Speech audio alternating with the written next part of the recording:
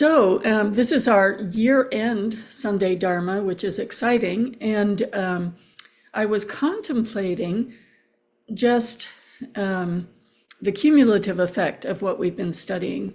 We actually started this text. I went back in my calendar, and I think we started it mid-February of 2024. So we've been working with Pema Chodron's How to Meditate and Trungpa Rinpoche's Tranquility and Insight. And in these last few weeks, really exclusively on Pema Chodron in How to Meditate. And I feel like it's sort of a Dharma thriller. We're now at the last 15 pages. The chapters are just 2 pages long or so. And the point of the whole book, really, you could say, is in this chapter, or let's say the view that she's been gently easing us into is presented in this chapter, which is on groundlessness. So I went back to the first talk on this book, and I was bringing up an example at that time that how Buddhism is presented, the view and the path, isn't linear at all. It's more layered in terms of what are we ready to hear and understand. And once we have opened to an understanding, then a deeper subtlety can be presented. And the example that's often given is, a father is coming home from shopping and he sees his children are trapped in a burning house. And if he were to yell out groundlessness, the children wouldn't come out, they'd keep playing. So he yells out, presence, presence, and the children run out. And so the first present that we discover in meditation is, we can access a little bit of peace. We can access a little bit of our thoughts calming down. And as soon as we see that we're able to do this, we know that inner peace is possible, and we start to have insights into how we perpetuate our own suffering by the chaos of thoughts that we create. So first we get the present that meditation really is going to help us.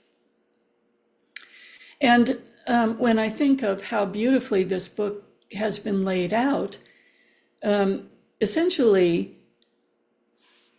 Venerable Pema is such a skilled teacher. She's saying, well, the first thing you have to do to make friends with your mind is just to sit down and calm down and open the door to your mind. Without judgment, just cultivate friendliness to just your inner and outer experience. Don't resist it, don't struggle with it, just watch it with curiosity. And from there, she presents a series of doorways into examining just that. How do we make friends with our mind? How do we cultivate friendliness? How do we cultivate a non-judgmental relationship with our mind and with our experience? And so the next chapter just points out the universality of restlessness. And, within that restlessness, just starting to look at thoughts as they calm down individually and beginning to see that we are doing this in a context of impermanence. The thoughts are always changing. So our inner experience is always changing, and our outer experience is always changing. Just day to day, the weather is different. So essentially, like a kind parent, she's saying, this is human nature. Let's just relax with it. So then she presents, what is the biggest distraction? What is, the most obvious cause of our suffering? And it's like we have this inner warfare going on with strong emotions. And she presents the potential of learning about that as our teacher, the emotions becoming our teacher. So you can see how she's just being so gentle. If she yelled out groundlessness on the first page, we wouldn't keep going. But if she said, you can have more peace, and I'm going to break things down in such a simple way, I'm going to show you how it's possible for you. So many people think they can't meditate because when they look at the chaos of their minds, they think it's a problem with them, as opposed to just the way minds are, the way thoughts are. And then we start to see how, with our experiences, we construct a misperception of reality. The truth, this groundlessness, this truth that she is presenting is the first line of this chapter, where she says the essence of practice is discovering that we misperceive reality. And that misperception is not understanding that everything, all of this change, this impermanence, these thoughts changing, the world changing, are being held with this context of groundlessness. So the next chapter starts to talk about this essential misperception in which our senses go from direct perception to judgment and conceptual thinking that occurs through the lens of our histories, of our prejudices, of our culture and our families. And these judgments, good, bad, I like, I don't like, get me out of here, they start to narrow that big, spacious groundlessness into a constriction of, this is true, I know what is true, and don't tell me that what I'm seeing and experiencing is not true. This is my direct truth, even though any science book would tell us we're not experiencing anything directly. We're creating a conceptual reality triggered by our sense perceptions. So we start to see that this narrowing and constriction and a construction of thoughts leads to beliefs. And we were talking about beliefs in the last chapter. And the beliefs are about, okay, what's a perfect cup of tea? I mix 3 flavors of tea and I like it a certain temperature. And if it's off one way or another, I create a judgment of less than. So we have beliefs about everything that then leads to, if I have the perfect sip of a cup of tea in the morning, then, all is right with the world. Or if I'm out of tea or out of milk, something's wrong with the world, and I set myself out either for some sort of escape, like there are no difficulties, or just rejection and grumpiness. So, if we can do this about a cup of tea, we can do it about our relationships, or about our home, about our friends, or about our family. We construct this misperception.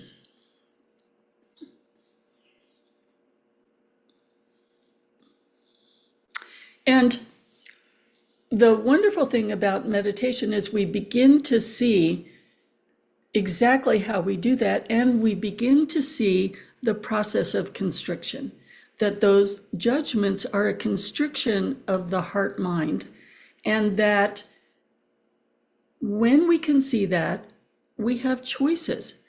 This pause that we've been talking about is the opposite. It is a relaxation into openness again. And in that openness, there is a flow of moments, and the moments of nowness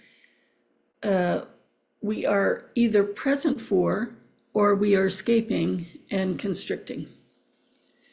So this process of seeing that we're learning about and the value of choosing openness versus constriction, seeing that the constriction is inevitably going to cause us some sort of suffering, and the openness is inevitably going to lead towards a peacefulness.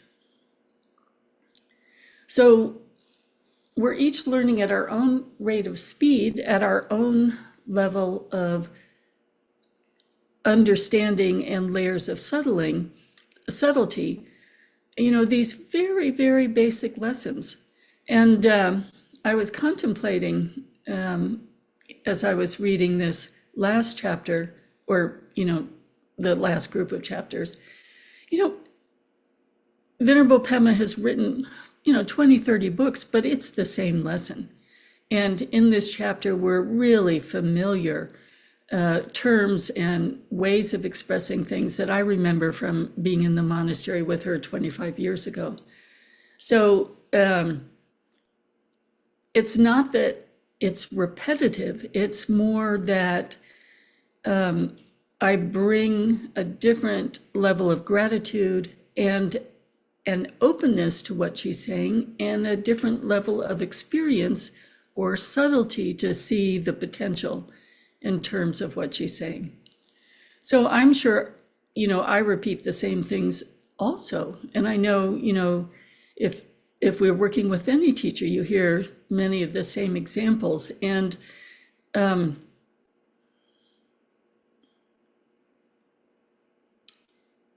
what we want to do is embrace our experience and our openness to what the example can point to, instead of, oh my goodness, I've heard that 100 times.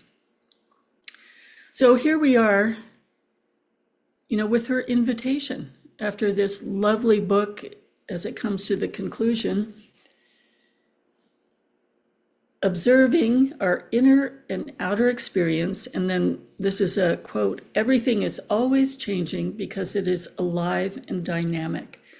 So we could say that groundlessness is the aliveness and dynamism of awareness, of impermanence, and of our continuous growth. And that the opposite is this constriction and judgment and shutting down quality that is our habitual pattern and is our misperception about how to live, and our misperception of reality, that something is going to fix it, if I can just shut down enough to stop everything, where actual life, everything is always changing because it is alive and dynamic. So it's really how we relate to it and our curiosity about shedding our misperceptions, shedding our habits that we thought would keep us secure and safe, and diving into this alive, changing, dynamic groundlessness, boundlessness, and presence with everything that arises.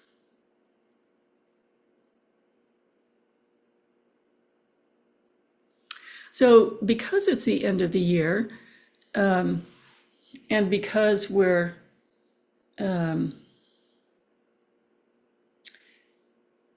being invited by Venerable Pema to look at the essence of the practice, and I'm going to repeat her sentence,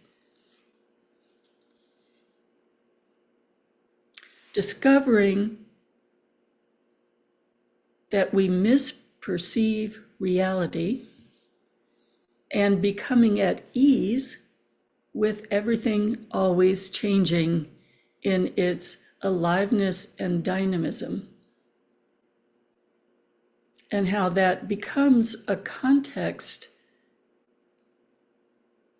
for learning open-heartedness. Just to sit with this and really contemplate, what have you learned about your misperception of your inner and outer worlds? And what is your learning curve, we sometimes say? What is the stepping forward into becoming at ease with aliveness and dynamism of groundlessness, with the flow of life, with open-heartedness? That is your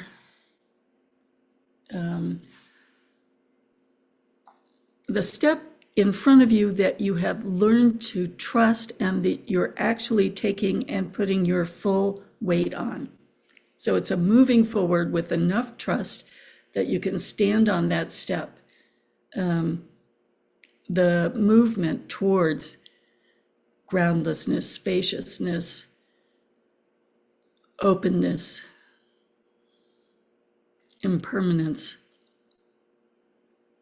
So just reflecting on what you've learned about meditation in terms of an opening and a shedding of confusion and misjudgments, and a coming closer to your true nature, that is this open, unconstricted heart of wisdom and compassion. So let's really sit with this, appreciating her gentle parental guidance and your courage. So we'll take about 10 minutes with this.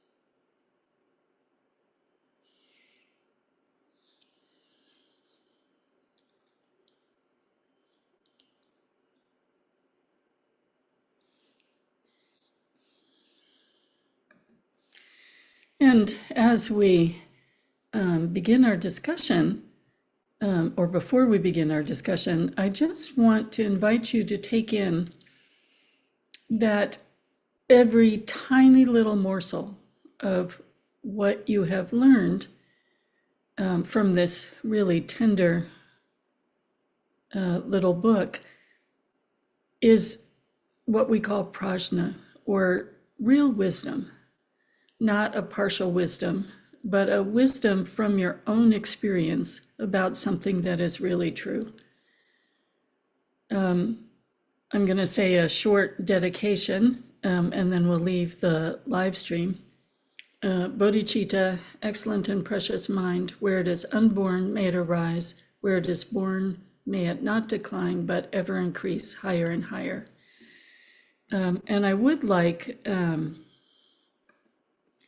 everyone to have a moment to express. So I'm going to set up the small rooms.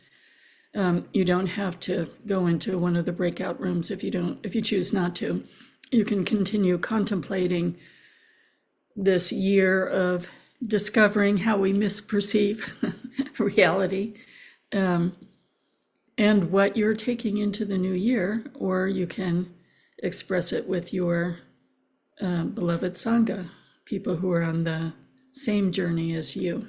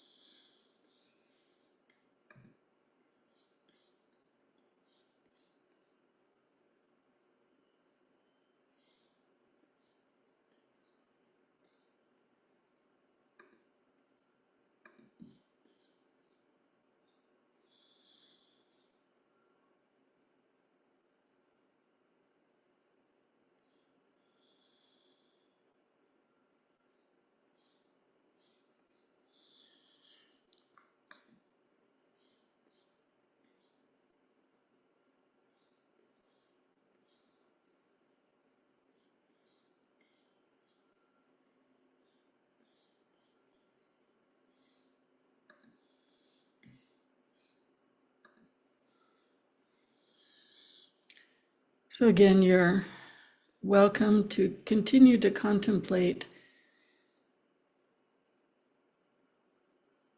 what you're shedding in terms of your confusion, and what is opening that you're stepping towards with confidence and trust.